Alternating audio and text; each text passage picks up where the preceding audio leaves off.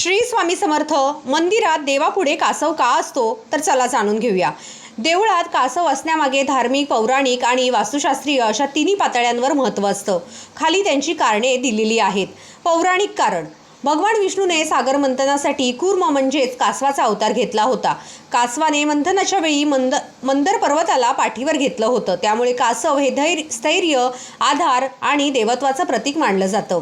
धार्मिक कारण: अनेक शिवमंदिरामध्ये शिवलिंगासमोर जमिनीवर कासव असतो। कासव सतत आपल्या पाठीवर आकाश, शिव धारण करतो असं मानलं जातं, म्हणून तो भक्तांच्या श्रद्धेचा भाग आहे। वास्तुशास्त्रीय कारण: कासवाची रचना, विशेषतः धातूपासून बनवलेलं कासव ऊर्जा स्थिर करण्यासाठी वापरले जाते। मंदिरात सकारात्मक ऊर्जा टिकवण्यासाठी आणि ती योग्य दिशेने वाहत ठेवण्यासाठी कासव उपयोगी मानलं जातं।